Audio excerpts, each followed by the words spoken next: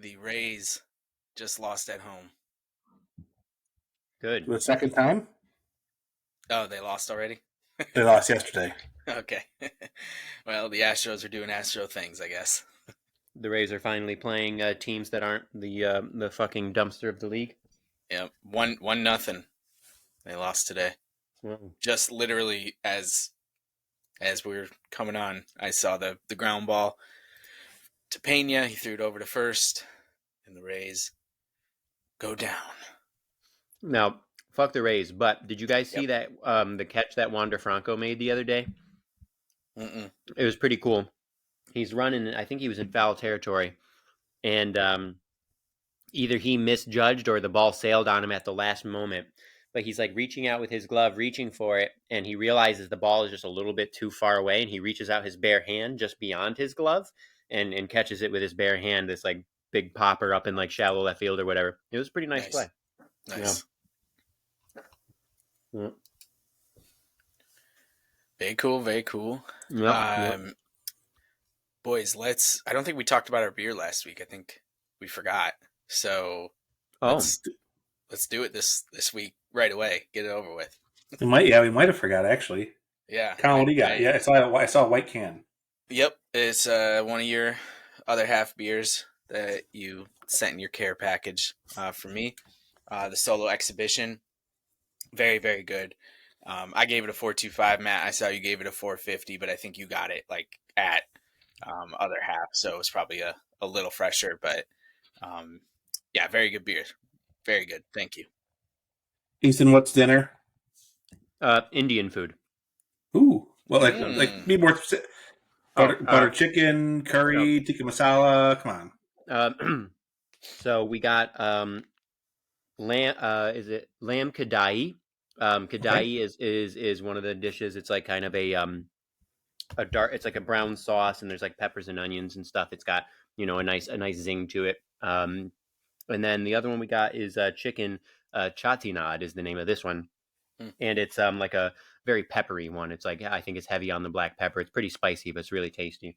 And then some garlic naan, which is just always delicious. So yeah, we have this. There's this like no frills kind of counter takeout joint that's near us that like all three of us love, and we order from this place like almost every week. Yeah, really nice. Yeah, Indian food. I give it a C- on presentation, but an A+ on taste. Man, yeah. It always looks questionable, but it's always freaking delicious. I was thinking that as questionable. It's like I'm just confused by how it looks.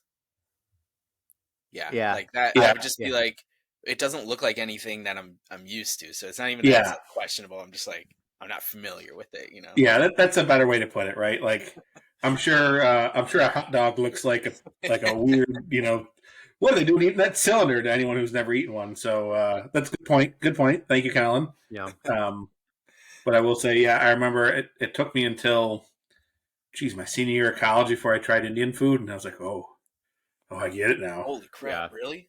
Yeah. Shout out to my friends who took me to Indian Flame on Case Western's campus. Oh, delicious. Which was good because you never know when you're going to come across, like you're going to need that, right? So fast forward 3 years later, I was in Tulsa, Oklahoma pretty regularly for work. And the owners of the company that we were working with, that we wanted to build a relationship with, were Indian. So they were taking us to the best Indian restaurants in Tulsa, Oklahoma. There's surprisingly a couple good ones out there. You wouldn't think Tulsa, Oklahoma, Indian food hotspot, but there's a couple good ones, and I had at least, I'm glad that was not my first time eating Indian food. I knew what I wanted. Now I want Indian food. Yeah, it's delicious. They're so good. And then my beer is my last of my my current other half gift pack that Matt had given to me when we saw the Yankees. It is Staring Into the Shift Pale Ale. So nothing, it's actually pretty light as far as other half beers go, right? Just a pale ale, not some crazy IPA that's 8%. It's only 5.5%. Positively mild by their standards, but still very tasty, right? It doesn't taste like it's not like it tastes like PBR or something. It still has plenty of flavor. So it's nice. What do you got, Matt? Matt, I just realized that this is a triple and it's 10.2%. Oh, Yeah. hell yeah. Strap in, bud. Daddy Had no Colin's having idea. fun tonight. So I offered to get Ethan the Munchies pack last week. I didn't end up buying the full 4 packs of it. I was at a beer store that had most of the Munchies set in individual cans. So sorry, Ethan. No problem. But being last week being 420 and other half liking to make all sorts of dank weed jokes, they released their Munchie beers last week. So I have the high density hop charge cheddar special reserve, and it's got a bunch of weird pictures of like angry cheese on there. And so it's a double India Pale Ale, but it's got a whole host of hops on there. Not as strong as your beer, Colin, but definitely looking forward to it. So, Nice. it's got a very happy cheese grater on there. Let's see if we can focus. There we go. So the cheese grater is happy, but the cheese pieces are really upset. Yeah. I see what's happening here. Okay. So yeah, this is. I've got one more Munchies beer left. I've been trying to save them and kind of stretch them out, but always happy to try a new other half beer. So here we go. Yeah. So I was in. Sorry, go ahead, Kyle. No, you finish. If you're talking about beer still. Yeah. Just a quick beer story. I was in Urbana-Champaign, Illinois last weekend, where the University of Illinois. Yeah, right. Colin hates them. Where University of Illinois is based, and we went to a brewery one night. We wanted to check out one of the local breweries. There are several, and so I looked them up. What's that? Was it Destil? Not that one. I didn't even see that on the list. Is that in Urbana-Champaign? The pig one? There is Blind Pig. That is there. But I went to the one that had the best overall average on Untapped. It had a 4.02 like average for the brewery, which is anytime a brewery is around 4 or above, that's real solid. Anyway, Triptych is the name. Okay. Oh, good choice. Yeah, good choice. Matt? Okay, I was wondering. I figured you probably had. Any good brewery in the Midwest, you've probably had it. It was really good. Yeah, really solid. So I haven't had many of their beers, but I had a connection in St. Louis who would get every once in a while get me some of their stuff. So shout out Drew if you're listening. Drew, thank you. I miss you. It was really good and fun names. Lots of like references to Tolkien and various fantasy sci-fi stuff. The one I had that was probably my favorite was A Wizard is Never Late. But then there was also like Neo Reloaded, which was good, and a bunch that had names like that. And actually, you know what? I had a Czech style dark lager just because I was curious, and that one was really tasty too. They did a good job with that one. So, yeah, Triptych in Urbana if you're ever in Urbana for any reason. Did you eat anything good there? Do you know? So we actually were a little bit disappointed. So we had high expectations, and I don't know that any place particularly lived up to it. There's a really, really famous barbecue place out there called Black Dog. And it was good, but it wasn't great. Like I haven't had dinosaur in a long time, but I think of dinosaur being just as good, if not better, in my memory at least. So it was good. Don't get me wrong, right? But like not amazing. Honestly, probably the thing I liked the best was like we went to this random like kind of upscale bar with like upscale bar food our first night, and got like fried cheese curds, which were really delicious, and a really actually they made this is going to sound silly, but like a really nice grilled cheese, like with pesto and tomato, and like the bread was really and the cheese was perfectly gooey. It's really good. And then I'm trying to think, was there anything?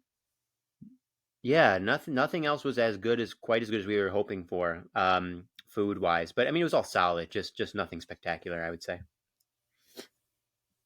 But still a fun town, fun bookstores, fun cafes, lots of character, and it's a much better university than Penn State. So, are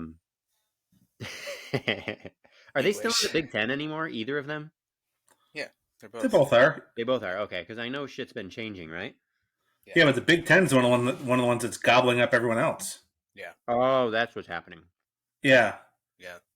Okay. The Illini actually had a flash in the pan this year, right? They had a former Syracuse quarterback at the helm who actually did fairly well. Yeah. Oh, is that right? They're okay. Brett Bielema is their head coach now. He had a lot of success at Wisconsin, in the past. So they're definitely a little bit better than they were in the past. They're not a laughing stock anymore, but yeah. Okay, real quick, college football, because I don't think I ever asked Kyle about this. So obviously, I know nothing about college football these days. Colin is like a college football obsessive, and one of the very few things that I can remember in recent years, like paying attention to. When I moved to Nebraska, for those who don't know, I lived in Omaha, Nebraska for 6 months, and in Nebraska, there's not a whole lot going on, and so they take their Nebraska football very, very seriously. It's like the only thing they got out there, and they love it. They love it with a fiery passion. Now, when I lived there, fall of 2018 into spring of 2019, this is when Scott Frost, former player and national champion and University of Nebraska legend, had just become the head coach.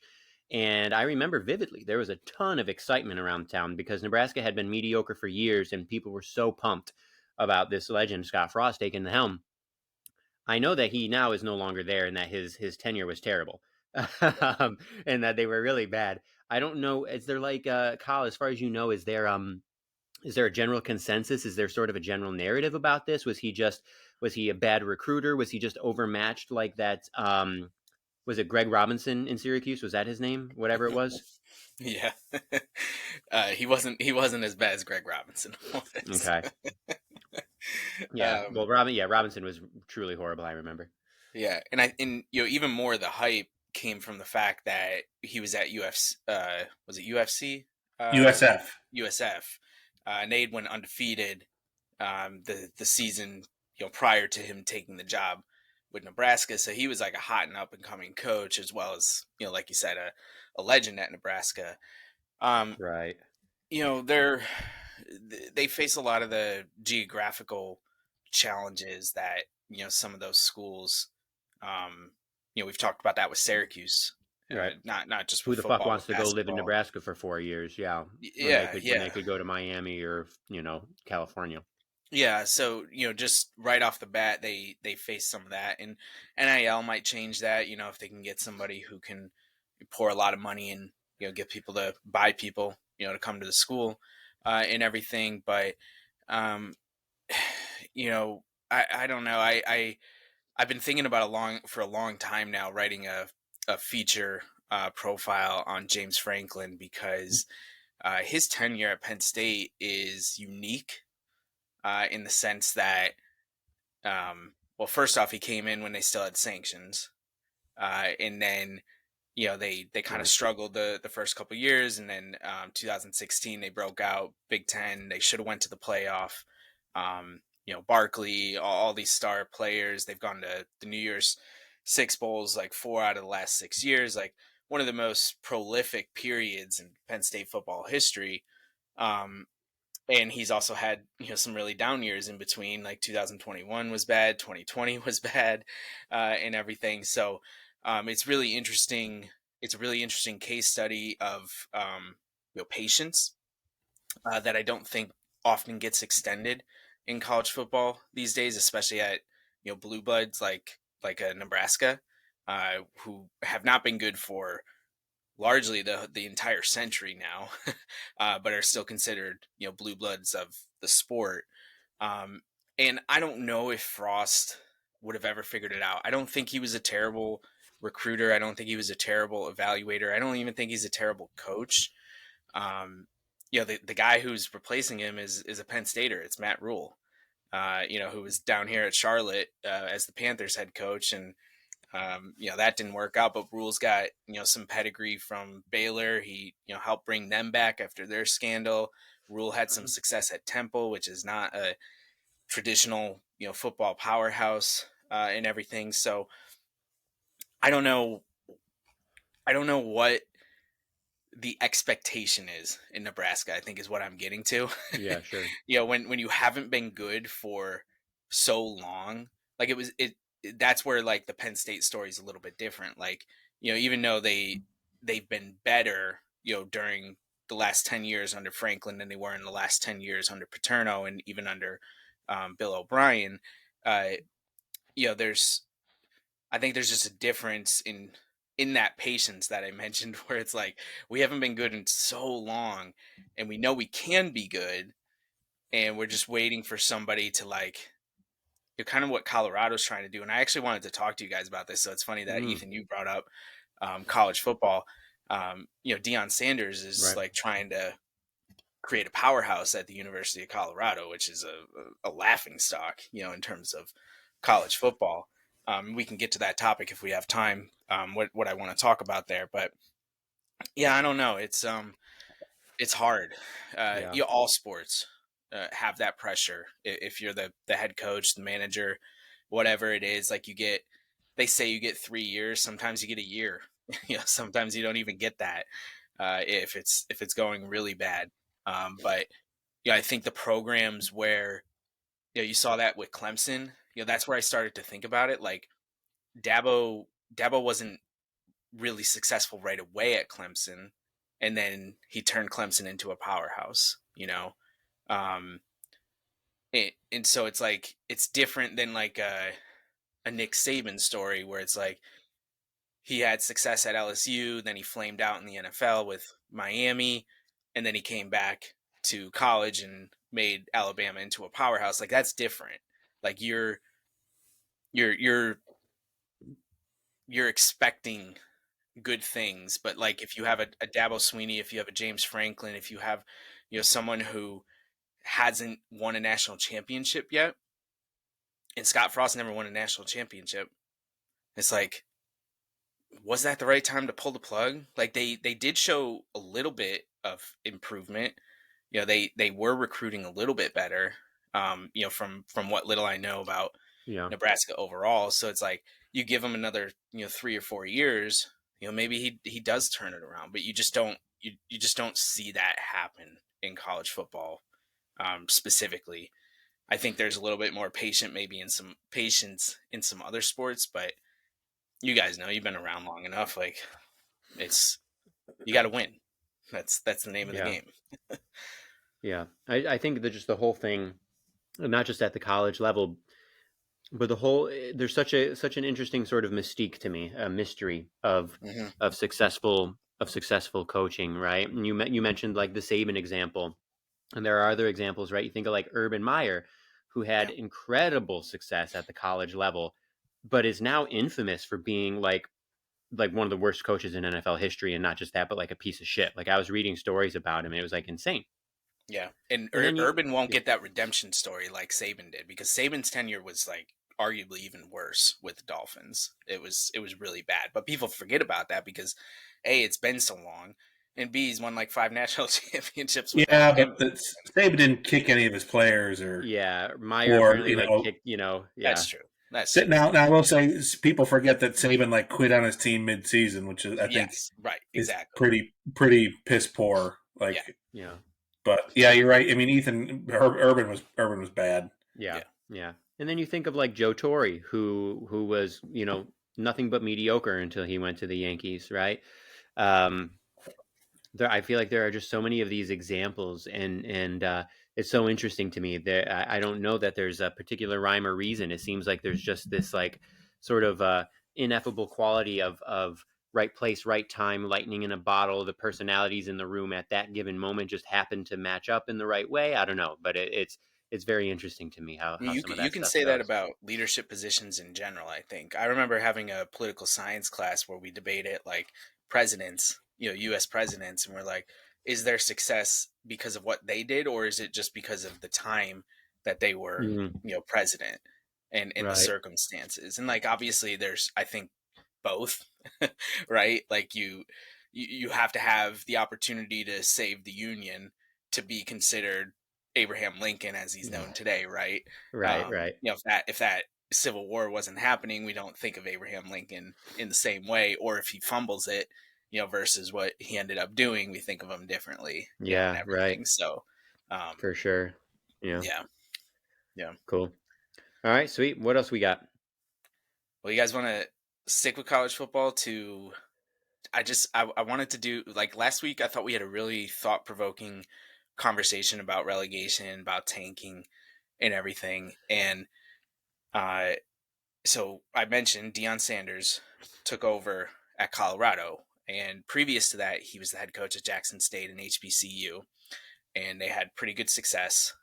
Documentary on Amazon Prime. I mean, he is prime time, right? Like Right. Yeah. Hall Yeah. of Famer, multi-sport athlete, Yeah. very very big personality. Also seems to be a pretty decent coach, at least to this point.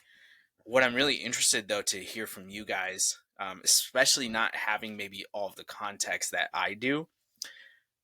So I wrote in my book, how Gene Michael basically like stripped down the organization when Steinbrenner got suspended that second time. That supposed lifetime suspension. So we're talking Gene Michael, the former GM of the Yankees, and I talk to people all the time, and I'm like, I know it's easier said than done to say like, let's start over, but I look at that Yankee example all the time as like a really solid. It's really solid evidence to say like, if you start over and if you get the right people, you can change the culture, you can change the organization much faster than if you let the band-aid like just kind of stay there and you have a slow bleed. And yeah, maybe you can get, you have to do essentially what the Astros did. You have to tank and then flip it around. That's the formula. So Dion gets to Colorado and he basically says to everybody like, not like the whole, every coach is like, if you don't want to be here then leave. Dion was like, no, get the fuck out of here type thing. And they've had, it's like a ridiculous number. It's like 60 something out of the 84 scholarship players or whatever have hit the transfer portal since Dion got the job late last year, like in December, whenever he got the job. And Wow. more people have trickled out since the spring game that they just had last week, which was on national television, a really big deal, including a wide receiver who was really, really good, had a really great spring game and everything, had a great season last year and everything. So we're talking like, some really great talent. And I'm just curious, like, we've kind of talked about the portal and like giving student athletes the option to go where they feel wanted, they feel valued, they feel like they can have playing time, they feel like they can get to the next step in the NFL. But I don't think we've ever seen anything like this where it's like a mass exit, but it's really been pushed by the coaching staff to say like, get the fuck out of here. I want my people. And Okay. Oh, I'm pretty sure he said like, don't count on your spot next year. I don't think he said leave.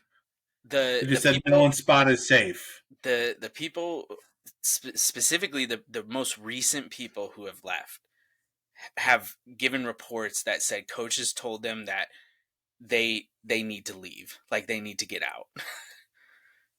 Okay. Yeah. So and it may not be as harsh as that like sounds, or as it was quoted, but it's just interesting. Like I don't know what you guys think of this whole situation, like to have such an 80% roster turnover. Like what what do we expect this to turn out to be? Like is Well, he well, 5 years ago this wouldn't have happened, right? This is only enabled by the NCAA's transfer the portal portal? changes, Yeah. and so I mean I think that allows a personality like Dion to come in and do this now.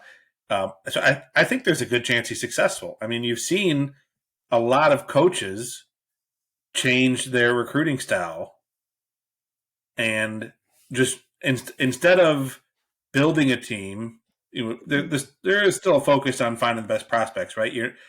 Everyone wants Arch Manning, right? You don't want to let him slip through, but there's also now the mentality is just reload, right? We're just going to go find the people we want, and to a mediocre team on the basketball level, not the football level. You're seeing Syracuse do that, but you're also seeing Syracuse do that on the football side.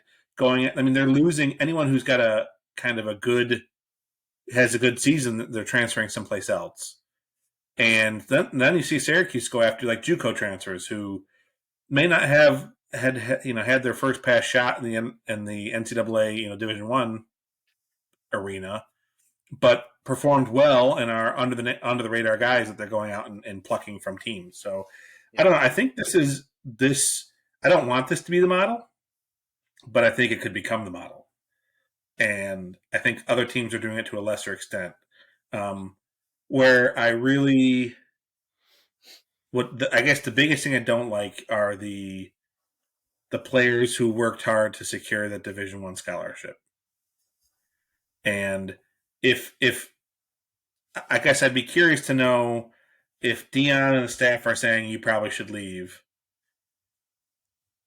Is if any of them are there specifically for their education, what is the repercussion for their scholarship? Right? Mhm. Could they stay on their scholarship and finish and say, "Screw you, I'm staying and finishing my degree"? If you're going to be like this, like. Yeah. Is Dion doing this to try and free up scholarship spots? Is he doing it to try and free up roster spots or transfers?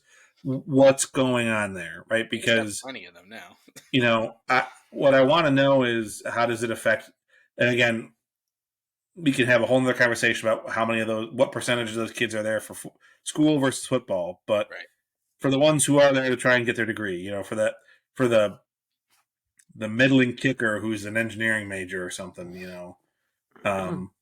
who may be told to leave. Like, does that change his academic career path? And does he keep his scholarship? Yeah. Right. I'd hate to have to transfer and then be essentially forced to find someplace else that wants me in order to continue my education. If that's the reason you're there and you have no other means to do so. Yeah. That's the best point I think I've heard about any of this is like, again, because Colorado is not known as a football powerhouse, it's like you would have to think the majority of those kids are there, yes, to play competitive Division I college football, but more so for the academic feature. And so it's like, and to hang are out in you? Boulder, Colorado for 4 years, like Yeah, and so it's like, are you forcing these people to leave the academic institution because you basically want free agency in Well, college football? well, right. Like I mean, I wonder. In Colin, you're much more in tune with college football. So I'm wondering if you're hearing a change in rhetoric from coaches now, right? Like you used to hear the boilerplate, "We're here to build men, and we're going to teach them life skills." Like, no, Dion's not there for that. Dion's Right. there to win Yeah. because he's there to win. If he wins there, he elevates his profile and gets a higher profile job. Mm-hmm. That's not nothing wrong with that, right? Like he was not hired to increase their graduation rate. He was not hired to build a good team of men. No, he was hired to get them to a bowl and get them national attention, get the donors excited, and get them out of the basement of the Big 12 or whatever. Are they in the Mountain West or the Big 12? I can't remember. I think Big 12. Big 12. So get them out of the basement and at least get them not a laughing stock anymore. So, Yeah.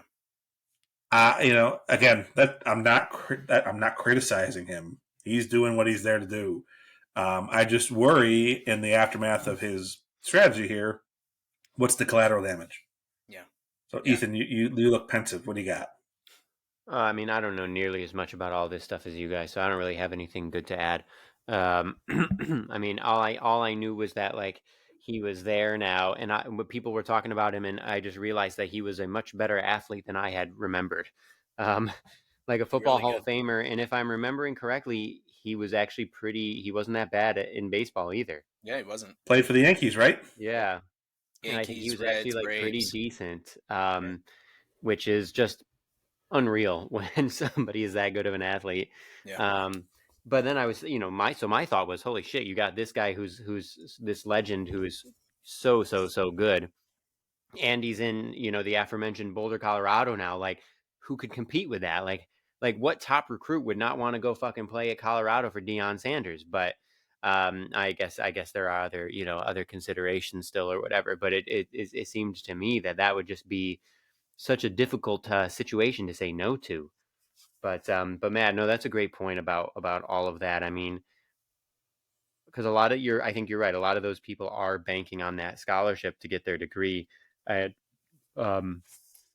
hopefully Dion can not just unilaterally kick them out. And it's hard for me to imagine that even if he gets the recruits he wants to get, a lot of these people who he wants out, if they show up at tryouts, like it's no guarantee that they would not get their roster spot, right? Like, I mean, they can still Right? play Yeah, for the we're roster like spot. Yeah. we're not. I'm not kidding myself. I know college football is still a business, but I am. I guess what I'm thinking is there is some portion of that roster that may be told to leave that is there for their education, Yeah. and that's who I feel for.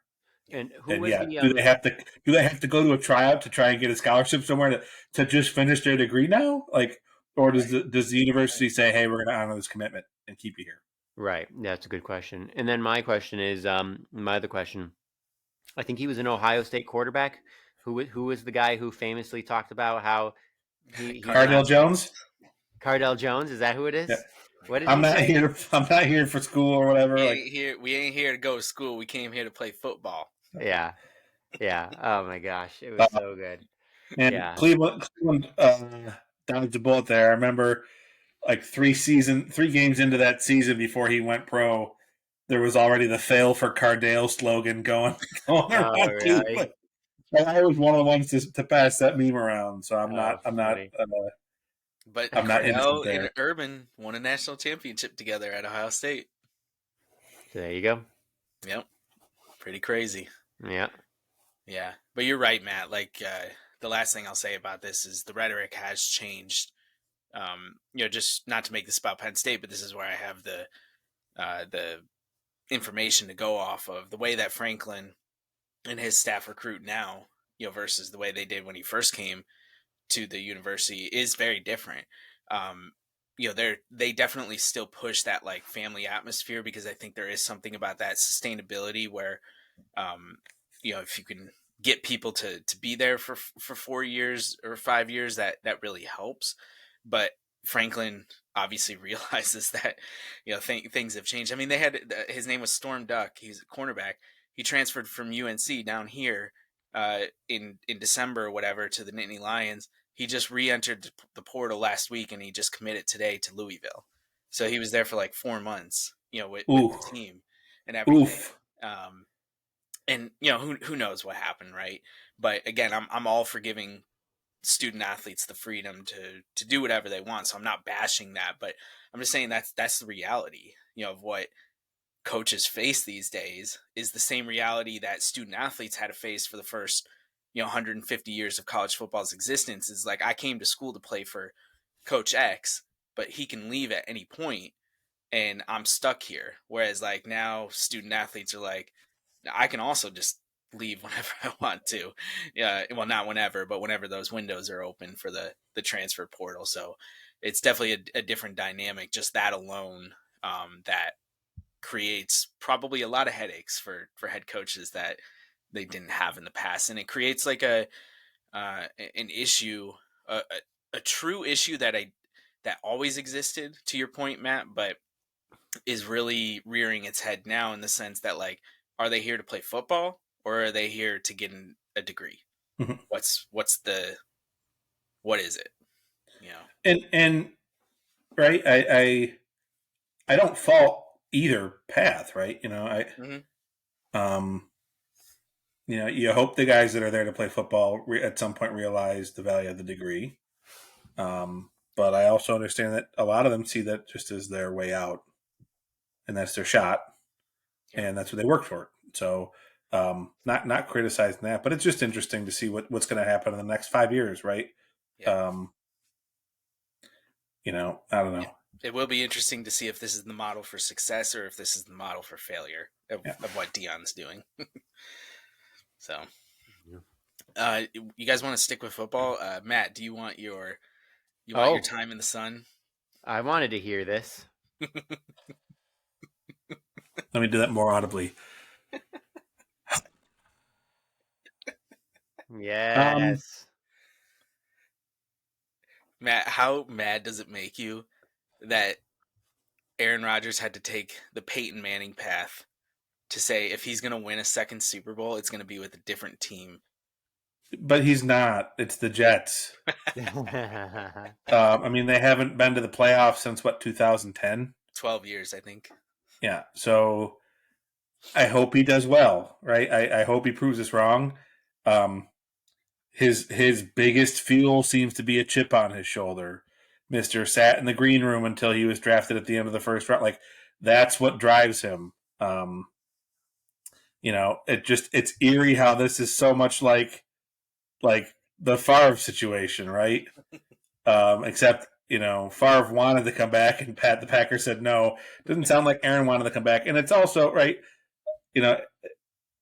I put up and defended his, I don't know, bullshit. mixed messaging, eccentricities. I think I'm smarter than you, right? Shout out to my friend Matt Seamuller, who always called me out on that, right? But he was an asshole, and I just was like, oh, he's quirky. And he played great football for us. His career record was 174 and 75 in Green Bay, right? Or 147 and 75, excuse me, in Green Bay, right? 4 MVPs, right? I can't complain about that. But I would love for the Rodgers to Love transition to be like the Favre to Rodgers transition, right? I think that's asking for way too much. You can only catch lightning in a bottle once or twice. But I don't know. Like, the more that I've heard, right, hearing Brian, I don't know how to say his last name, so I'm just going to butcher it for all you guys, Koost or whatever his name is, the GM of the Packers, to come out and say, he says we didn't talk to him, but I tried calling him. I tried we tried all sorts of different ways to get a hold of him, and he never picked up. So, he can do his darkest retreats and his ayahuasca and his Shilene dating and his always weird stuff. Whatever. Good for you, Aaron. I appreciate all your time in Green Bay. We will put your name in the Ring of Honor at some point. But man, I really hope this serves as a kind of a lifted weight off of everyone in the locker room there, right? Like, I always used to defend him and talk about, oh well, he's quirky. He'd like to just quote the Princess Bride to his teammates and then walk away, and I don't know. He just sounds like. I'll say it for you, Matt. He's an asshole. Yeah, an asshole, and Princess Bride is amazing. What? Princess Bride is amazing. That makes me like him if he just walks around quoting Princess Bride. Yeah, he'd walk up to you, quote it, and then walk away. Like, just weird shit. You never saw him as the leader that other quarterbacks were, unfortunately, and that's probably the biggest thing I docked my favorite argument was he was the best statistical or the best physically talented or talented quarterback in the league for a long time. The throws he could make, the things he could do, the arm he had, the Hail Marys, the pinpoint accuracy. I mean, I don't think anyone could match him. But he's not the GOAT. He didn't win. He was not the leader. When did you see him get in people's faces and try and motivate his team like a Tom Brady would? When did you see him do a Peyton Manning and try and get with his teammates and talk? No, he would pout, he would scream, he would throw temper tantrums, he would throw his teammates under the bus. So again, we put up with it because we loved him and he was good and he always gave us a shot every year. But it's just going to be frustrating. And so I've heard some things, right? Like just some of the reaction articles I've been reading talk about like the New York media is not going to put up with that. The first time you have a bad game and throw 3 picks and blame it on, your shaman not giving you the right dosage of your, Eastern Himalayan mushroom wort, then, they're going to be like, fuck you. Like, no, we can't, you got to come here and win. So, I don't think he realized how good he had it in Green Bay. Not that Green Bay is the greatest place to play, right? Like, it's Bumpkin Town, Midwest, USA. But I love Green Bay, great town. I love Bumpkin Town. Don't get me wrong. It's just, I don't know. I hope he does well. I really hope he doesn't win a Super Bowl because that would just feel terrible, right? I'm looking forward to not losing every damn NFC Championship game I get into with my like between either you had two requirements, either if you were playing San Francisco or if it was the NFC Championship game you were going to lose. Like, I mean, he was 1-4 in NFC Championship games and lost 4 straight, right? Like, we had stellar teams. We had in 2011, we had a 1-loss team. From 2019, 2020, and 2021, we had 3 straight 3-loss teams, right? Like, we had the talent there. it's just now in his defense, I can't put all those on his shoulders, right? I can't hang all those losses on his shoulders. There's a number of times where either he didn't get the ball, or I still point to the freaking Seattle onsides kick, Richard Rodgers touching the ball when he shouldn't have. Like, there were things that I think happened to him that shouldn't have, right? Like, I don't know, like, um, there were things that he was victim to, I guess, that he had no control over. But name any of his contemporary quarterbacks. I'm going to look up a stat right now. Name any of his contemporary quarterbacks? Yeah. Tom Brady. Tom Brady. Okay, we'll do that. Tom Brady. Tom Brady. So Pro Football Reference is your nerdy answer to Baseball Reference. Mm-hmm. In a roughly similar number of years, right? Brady's been playing since 2000. Rodgers has been playing regularly since 2005 or 2008. So roughly similar, but not quite. Aaron Rodgers, fourth quarter comebacks, 21. Game-winning drives, 31. Tom Brady, fourth quarter comebacks, 46. Game-winning drives, 58. Now, are you guys prepared for me to do something I never, ever, ever want to do? No. Look at Eli Manning. There you go, Colin, right? Okay. Eli Manning, fourth quarter comebacks, 27. Game-winning drives, 37. Holy shit.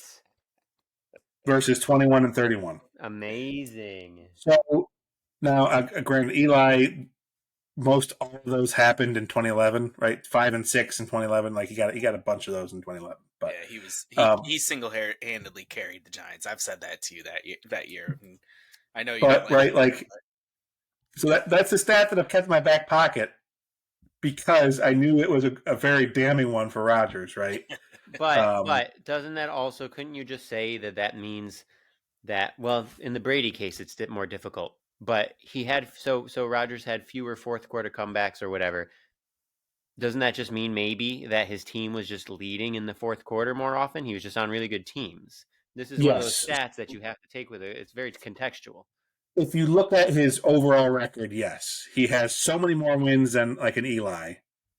That tells you, right? Like, Eli was 117 and 117. Yeah. Right. But that's versus Rodgers was quarterback wins are as dumb as pitcher wins. Yeah, but Rodgers was 147-75. So the team with fewer comebacks, he had more wins. Like, with the team was leading more often. Yeah. So yeah, that you're right. There's context there. But yeah, and again, in his defense, right? There's some other stuff that I just my favorite stat. Right, Rodgers has how many touchdown passes in his career? 475. What was it, like less than 5 were caught by a first rounder?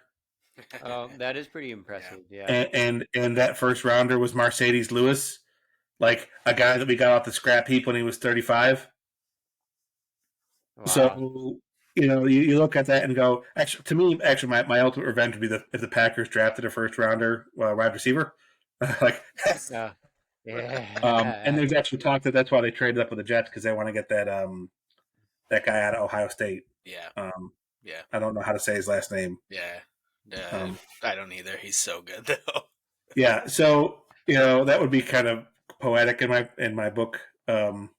So I don't know. That's where I'm at right now. So I have one last question though, Matt, is how does it feel to know that the Aaron Rodgers Packers tenure resulted in fewer Super Bowl titles than Eli Manning's career? Wait, Matt, before you answer that, I want to piggyback on that.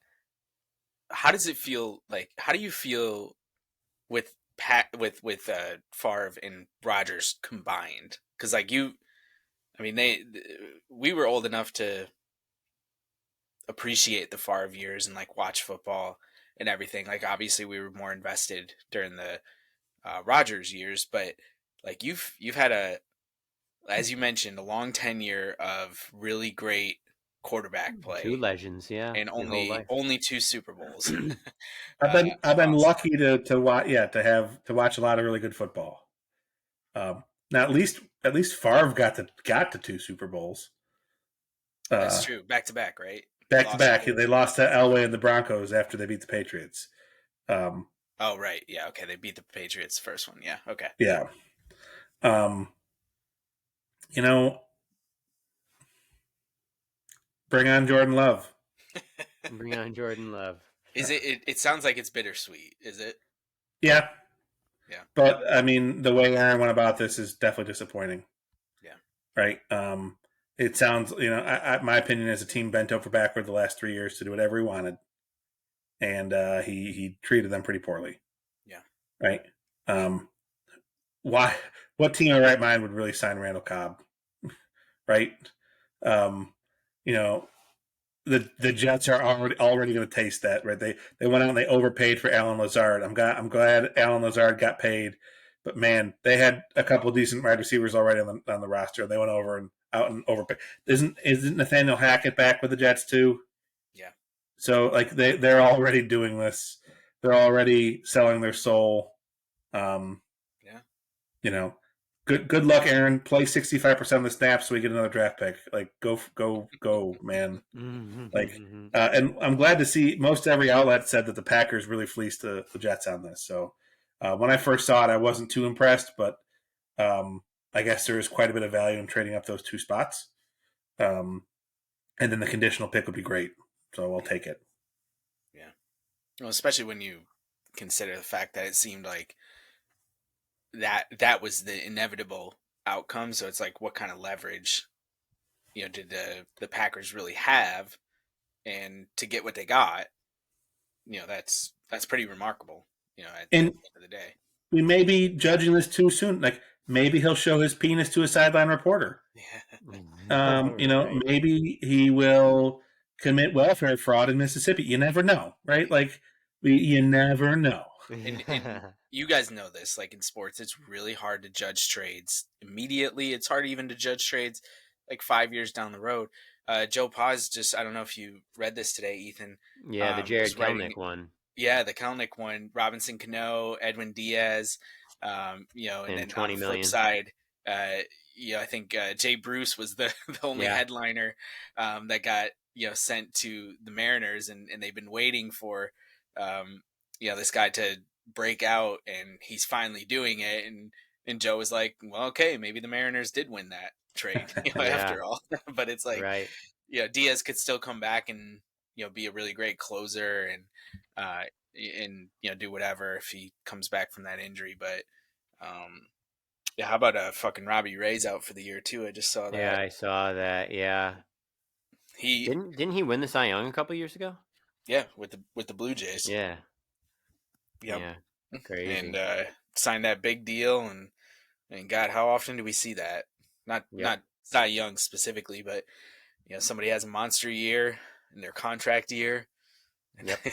And then they go to their team and they underperform, they get hurt, they whatever it is, like, and I mean, these are professional athletes. It's not like they're not trying. It's just what is that juju that like makes Yeah. them perform so badly or get hurt, in a way that they had never gotten hurt, or maybe they did have injuries, but they weren't that good until their breakout year, and then they get the boatload of money and everyone is excited. But the Yankees have an Yeah. exciting series this weekend with Texas. DeGrom's pitching Friday, I think. Cole's pitching tomorrow on Okay. Thursday.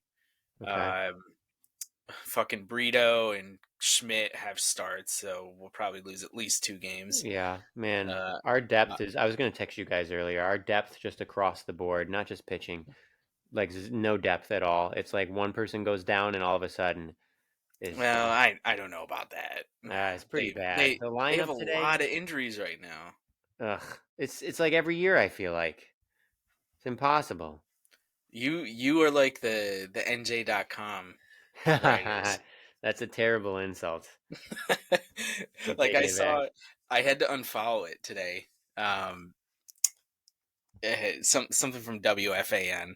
on Twitter, and one of the studio guys was like, "It's time for Cashman to move into a different position. It's the same thing year after year, blah blah blah." And I'm like, okay, first off, this time last year the Yankees were on a fucking tear, and they Yeah. were on that tear for like 3.5 months to start the season. So don't tell me every year is the same thing.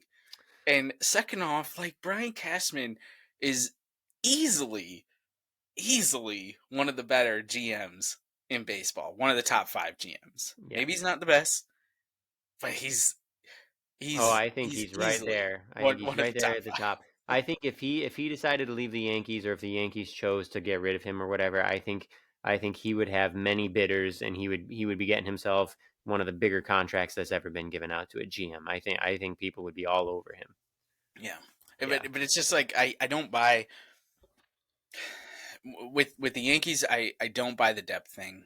I just think they've been The outfield today hurt was by. Willie Calhoun, Isaiah Kiner-Falefa, Yeah, they and have a lot of Oswaldo lot of Cabrera. injuries. They have Bader on a rehab assignment. They have Donaldson, who was on a rehab and they got re-injured. They have Stanton on the IL. They have, I mean, Hicks, who might as well retire. man, yeah, it's Yeah, Hicks is not very much hitting into especially the stick. since IKF can now play center. Like Yeah. Hicks has probably got like about 3 weeks left. Well, what I'm wondering is, Before. what did he? Because when I had the game on and I saw that outfield, Matt, I don't know if you heard, but the outfield today I was just talking was Willie Yep. Calhoun, IKF, and Cabrera, and Hicks, after all of his bitching and moaning. I was just wondering like what he must have been thinking when he saw that lineup and been like, really, like those three guys are starting in the outfield ahead of me. Well, it's let's see, hold on, he has 31 at bats this year, and on Baseball Reference, he's already been negative .4 WAR. He's just atrocious now. I don't know what happened, but I mean, unfortunately, I think it was, to a certain extent, it's the Joey Gallo thing. It's like he obviously performed like what was it, 2018? He was really good. 2018. That was That the year. one. That was the one. Yeah, the one year. I mean, Yeah, 2016. he had been like He somewhat was not good. serviceable, Yeah. in Yeah, in but I some think years. I think it was we were too quick to give him the contracts we did. Yeah. Literally, I'm Well, looking at. but I'm looking at his. Sorry. you both are the ones who are like, oh, the Braves are so smart and giving out all the. I mean, Aaron Hicks was a young guy coming up that the Yankees tried to lock up Oh, he early, and was they He a wasn't bust that that we young. got from the Twins that we Yeah. offloaded J.R. Murphy for. Yeah. He No, he was not yeah, that he was young. a bust. He was already in his late 20s when we signed him. The He Braves are was a signing all bust. those guys in their early 20s. Yeah. Yeah. Hicks. Look. I'm looking right what now. about Sevy? Well, Sevy's really bad luck, I think. But Hicks, hold on a second. Hicks came up at age 23. Okay, he's been up. He's been playing in the big since 2013. Is he only been with the Twins Yep, outside the that's it. Yankees? Outside Huh. the Yanks, he has only played in more than 100 games 3 times. Once with us in 2016, he played 123 games, not a full season. So either he was hurt or he was just being platooned. And by the way, his OPS plus that year was 65. So he was fucking horrible, at least as a hitter. Maybe he was good at D that year because he was still young. Yeah, he was 2018, really good yeah. defensively. Yeah. 2018, the aforementioned year, 137 games. That's his career high, 137. And he was very good that year. I think that's the year that basically got him his contract. And then last year, he played 130 games and he was an 86 OPS plus, and again was not very good. His D Wow, was okay. He was I'm shocked 1.6 he had a WAR. higher OPS plus last year than 2016. Yeah, he did. Yep. But I'm looking at his career. I'm looking at his numbers. He has been. He had, for some reason, 2018, all of a sudden he like figured something out. He was really good that year. He was good in 2017 too, although he only played 88 games. I can't remember if he was hurt or not. But Yeah, he other must than have been. that, he has been at best mediocre and at worst like bad. And Yeah. I don't I mean 7 years, 70 million by that was the contract, right? By Yeah, current by 2023 standards, that's like a budget, that's like a budget deal right there, right? That's like nothing. So it seems like, if they were basing it on 2018, he was 28 years old. That's maybe not the worst contract. It's a pretty small contract. You give it out, you hope for best case scenario, right? Um, unfortunately, it's kind of been worst case scenario. I mean, he has barely played, and when he has played, he's been bad. Yeah. But I think, yeah, I don't know. I think you might be right about the Gallo thing. I think maybe there has just been so much hate and vitriol at this point coming from Yankee fans that he's just he's done. Well, He's really not going to get quick. back. What year season is usually your best? Your age? What age is your best season normally? It's 27 to 28, 29. 29. I can't remember. 28. Yeah, 28, right? Yeah. and that was How old was Aaron Hicks in 2018? yeah, Was it exactly. 28? So 28. Yeah. After When did they mhm. give him the contract? After 2018 or before? 2018. 2018. After 2019, his salary went up to 10 million a year in 2020. So unless they gave him depending on the structuring, he got 6 million in 2019. So Yeah. So um, I believe he signed it after 2018 because it was 7 years, 70 million plus the buyout, plus the okay, team option. Right. Yeah. okay, okay. Yeah, that sounds familiar. So, anyways, yeah, I don't know. It's hard to imagine. It's hard to imagine him at this point, 33 years old, looking at his career. Uh, it's hard to imagine him having any sort of meaningful bounce back at this point. Probably best to cut him loose, in my opinion. But Yeah. I've been a defender of Hicks just for the depth piece right, that's for a true. long time. But now that IKF has shown himself to be at least a serviceable outfielder. And Hicks bunted with like I mentioned to you guys. I wish I had more details, but what I can remember, he bunted with 2 outs in like the third inning and nobody on the other day. And like I saw some comment sections because I saw it online, and somebody commented that's because when he bunts it, he hits it harder than when he actually swings at it. And and I was like, okay, yeah. I mean, I that's funny, and that's probably that's probably part of the Gallo effect. Is Hicks is maybe Yep. seeing some of those comments or hearing it, you I know. mean, Well, the and Hicks thing. IKF is only negative .1 WAR So there you and go. about the same number of at bats. Yeah, So Yeah. yeah, The Hicks thing is so bad that cousin Greg texted me when did the Yankees play the Phillies? Like the second series of the season, yeah. and Hicks had an 0 for 3 or something and it was in the Bronx, and the fans were already just like pouring it on, just crushing him. And he was like, "How much longer does he have?" Yeah.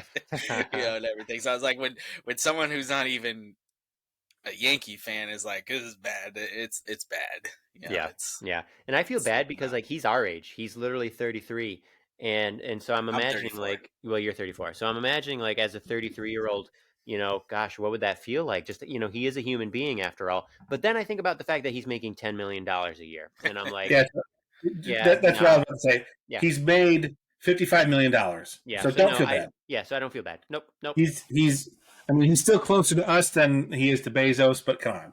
Yeah, Yeah, hardly. Hardly. For all intents and purposes, yeah. yeah. He's And like a from fucking everything we alien. know, he is a good guy. Like he's him and C are really close. Like Right. it's um yeah, it's just unfortunate. That's just It is how unfortunate. things Yeah. go. You know. Yep. Yeah, and even if the Yankees cut him and nothing else happens, like what if, if I told you, Ethan, you done yet? You're fired. You're going to get $20 million over the next 2 years. Like, Yeah. Like, yeah, right. Okay, Yeah. Hit the fine. golf course, baby. Yeah, right. And plus, somebody like the fucking Royals or whatever will sign him, and he'll have Not the a Royals. renaissance. Not the Royal, but that's where Chapman is. That's why I thought of them. yeah, One of these small teams will get him, and he'll have some fucking renaissance or whatever, and it's fine. Uh, Mhm. good stuff. Well, I know we didn't talk a lot of baseball, but I thought we had some interesting topics for other things. But just looking at scores really quick today. I mean, the Padres and the Cubs are playing a 4-3 game. Padres are up in the bottom of the seventh. Like the Cubs have been surprisingly pretty good this season. The Dodgers lost again today to the Pirates, who, as of earlier in the week, had the best record in the National League. Which is yeah, hilarious. Just, Yeah. yeah, pretty funny for the end of April here. I've seen some huge disgust from former White Sox players about the state of the hangover, I guess, effect of Tony La Russa. They are 7-18 after an 8-0 loss to Ooh, the Blue Jays today. They deserve it. Yep, they deserve it Well, for. Reinsdorf deserves it, not the Yep, players, but yep, Reinsdorf deserves it. yep. Baltimore 16-18. Quietly still doing pretty well early in the season here. There's I think there's definitely those April surprises that you would expect. It'll be interesting to see. I think McCutcheon has like 5 homers already. Will he have 5 homers the rest of the year? Remains to be seen. Yeah, Will the right, Pirates, exactly. stay relevant through May? How about Remains to be seen. the Diamondbacks are in first in the NL West at 14-12? How about that? Yep, yep. Uh, Diamondbacks in first place. Obviously, That's hilarious. we have I guess alluded to the fact that the Rays have the best record in baseball. Yeah, because Um, they've played a bunch of fucking nobodies. That ain't gonna last. yeah, they're a good team, but I still fucking hate them and everything that they stand for about baseball. Oh, Yeah. one thing that what was really interesting, it must have broke, and we need to talk about this next time. It must have broke when we were recording because we were talking about Oakland and the bullshit, stuff that was happening, and that night it was the same night that the news leaked that they had signed a lease in Las Vegas to buy Mm, all that land to move to Vegas. And yeah, just a sad really sad. sad part of the saga that has been the Athletics. And I mean, it gives me hope that Charlotte could, that takes Vegas off the table as an expansion city. Maybe Charlotte can get an expansion team Yeah, that'd be great. here in the future. But um, man, You that got would to beat out Nashville, Portland, and Montreal, though. So Mexico City even I've heard is a destination. But I mean, I've heard people say that we can't support a major league team here, and I'm like, we have an NBA team and an NFL team here. It's like, Yeah, really. that doesn't make any sense to me. Um, if Cincinnati can support a NFL team, right, and an MLB team, you're fine. Yeah. Yeah. yeah, yeah, but yeah, interesting first month of the season. Yeah. First almost month of the season here, and I don't know. You guys feeling confident about anything baseball wise? Any hot takes that you're like, this is going to be the way it is at the end of the year? I think it's too early. Sample sizes are too small. Uh, Nothing. Sample I sizes just are like too looking small. at the standings and looking at the AL East versus the rest of the AL. Mm. Where you've got, and let me update this right now, but where you've got the Boston Red Sox would be in second place in the Central Division and third place in the West, and yet they're in the basement in the East. Funny. Right, Yeah, every they're team is 12 and 500 or or better in 13 the and 13. East. Yeah. Yeah, so um, just that was my chuckle the other day. Like, wow, like man, does it suck to be in the AL East. Yeah, and I wonder how the balanced schedule. I mean, you still play what, like 12 games against your division rivals, I think, versus the 18 or 19 or whatever it was prior to the balanced schedule. But I wonder how much that'll play in. But I feel pretty confident in saying that the Astros will probably end up with the best record in the American League, even though the Rays got off to this super hot start. Um, I also feel pretty confident that the Braves are going to be really good, even though they got swept by the Astros this past weekend. Um, I'm kind of teetering. I know I had a hot take about San Diego the other day. Tatis is back. I still think they're going to be really good. I think they'll figure it out. I'm not sure about the Dodgers. They might have a lot of injuries. Um, I think the Yanks have to just weather the injury bug right now and just stay 5 to 10 games above 500 and then hope to get hot when everyone comes back and is healthy. Um, the Central in the AL sucks as it has for seemingly forever. Yeah, Uh, really. and I don't know. I don't buy. Like, I don't know that the Cubs are going to be in contention. I don't know that the Pirates are going to be in contention. I don't know that the Orioles, maybe they're the best one suited to be in contention. Later on, the Diamondbacks, I don't see them staying in first place and everything. But it is always so funny to see, like, at the end of April what things are like, and then fast forward to September, October, and it's like completely different for the most part. Yeah. So here's my hot. So just to note, like every team in the American League East has a positive run differential, which is crazy. Wow. Yeah. Okay. I wouldn't be surprised if the A's lose 120 games. What's the record? 119, I think. 119. 119. Yeah, The 62 Tigers. Mets.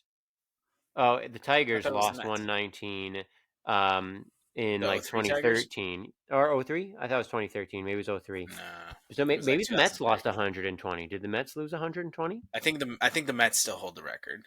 Maybe They might have lost the Tigers have the 120. American League record. Yeah, they went with 43 and 119 one year in the 21st century. I can't remember when. I think that was 2003. All time the Cleveland Spiders, but that's 1899. So Yeah, that doesn't count. Let's see. Oh yeah, the Mets, 62 Mets, 120. Yeah, 40 and 120. Yeah, and then Wait, so they only played 160 games? Yeah, apparently. Don't know why. And they still have the record. Well, okay. So let me rephrase. Yeah, The 2003. A's could lose 121 games. Yeah. Who? Yeah. What was the Tigers? It was 03. You were right. 43 was and 03. 119, which was the record I remembered, and you remembered the year. Yeah. Yeah. So that is the American League record. I think that's right. Yeah. Alan Trammell was the manager then. Wow, I don't remember that at all. Yeah. Fucking terrible. Yeah. Yeah. We'll have to spend some time talking about the Athletics and try not to make everybody super sad about it all. But Yeah, really. that's a fucking terrible situation. Yeah. For sure. Really depressing. Yeah. Yeah. All right, boys. Any shout outs before we get out of here today? Yeah. Let me read off what I just because. Give me a second. All right, while you're looking for that, my shout out goes to cousin Greg. Update for Matt. My student finished number 1 in the country and number 3 in the state for the stock market game. Had another kid finish number 2 in what they call the budget game. I took home $70 in Amazon gift cards for it. Yeah. Did you say the kid finished number 1 in the country but number 3 in the state?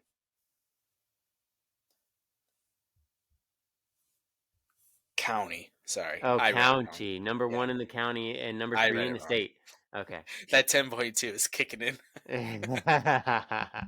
Well, that's impressive. Either way, that's awesome. All right. Yeah, I found what I want to read. You guys good? And yeah, congratulations, cousin Greg. I still think my stock market game team did better, but good job. I did not get any gift cards. I just got a dinner. So I would have taken gift cards. Why does a kid want a dinner when he can get gift cards? So I'm going to just quote myself here. Hallelujah, fucking goodbye, Tucker fuckface Carlson. You piece of shit white nationalist scrotum scum. Yes, that's good. Get your fucking stupid doofus face off TV. Yeah, there you go, Ethan. That was good. And never come back, you piece of shit. Yeah. Love it. That's good.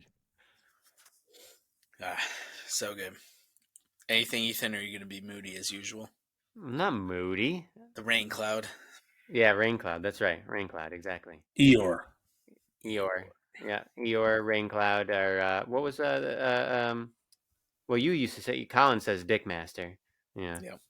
You can tell a lot about a person by their nicknames. Yeah, you're not so much a Dickmaster since you've been on the meds, but yeah, that's true. Yeah. I don't know why my dad still calls you football head. Who, me? Yeah. Yeah, I don't really get that either. I don't get it either. But really yes, is that from Hey Arnold? Yeah, yes. my hair was never like Arnold's. My head is not shaped like that. My head is like relatively big, but it's relatively proportional. It's not. Yeah, I don't know why. I don't know where that came from. I have no idea. Yeah, no clue. I've challenged him on it too. Like, what? Where did that? Like, what?